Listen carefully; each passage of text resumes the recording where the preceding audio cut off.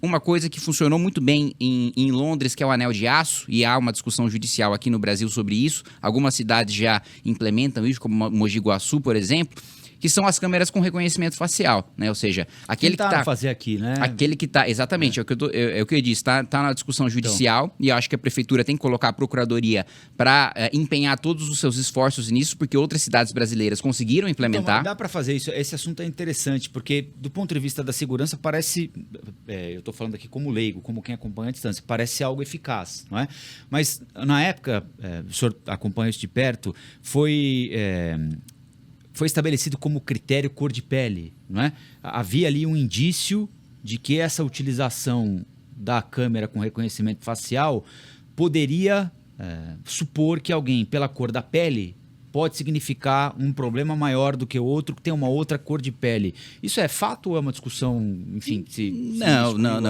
É uma discussão assim que não tem o menor fundamento, porque o uso de câmeras com alta definição e com reconhecimento facial e com inteligência artificial serve para você reconhecer quem está no Banco Nacional de mandado de prisão e que já tem mandado de prisão expedido. Então não interessa quais são as características físicas daquela pessoa. Não é como se as câmeras fossem estabelecer um padrão e a câmera fosse decidir quem que a polícia aborda ou deixa de abordar. Não. É se o sujeito, ele tem um mandado de prisão contra ele, se ele é foragido, e aí a polícia vai lá e vai prender aquele sujeito. Você tem isso hoje para leitor de carro, por exemplo. Tem para carro roubado e furtado, né? Exatamente. Só que não tem um circuito fechado na cidade. Ainda você precisa ter a licitação de mais equipamentos e de equipamento de melhor qualidade. O de Mogi Guaçu, que eu citei, por exemplo, tem um zoom de 2 km.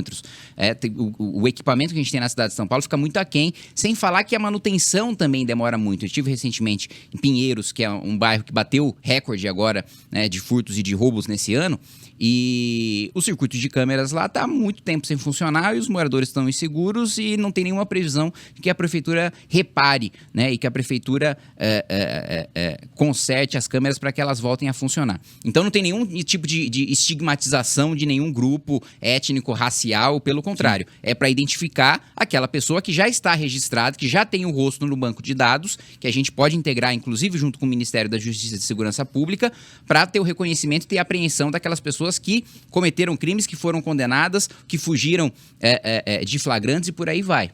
E isso que você colocou, o uso misto de imóveis, iluminação pública, a ostensividade, a política de tolerância zero, uma política também que aumente o orçamento da Secretaria de Segurança Urbana, que hoje é de 1% apenas, então é um orçamento incompatível com outras cidades do próprio estado de São Paulo, em que as polícias municipais são melhores, têm melhor equipamento e têm bases comunitárias. Eu também acredito no modelo de policiamento comunitário, que é um modelo que funciona no Japão, chamado Koban.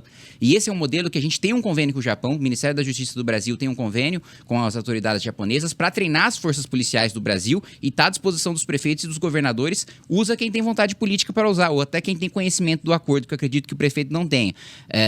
E acho que isso pode e deve funcionar muito bem aqui também no Brasil, porque o policial que está alocado numa base comunitária, num bairro que são bases que precisam ser, várias ainda que precisam ser construídas, algumas agora estão sendo reformadas, mas você ainda precisa ter a ampliação dessas bases, principalmente para bairros mais pobres em que você não tem regularização fundiária. Então a prefeitura hoje sequer tem a possibilidade de ingressar nesses bairros, não só para segurança, mas para todos os outros serviços, asfaltamento, né? Saúde, né?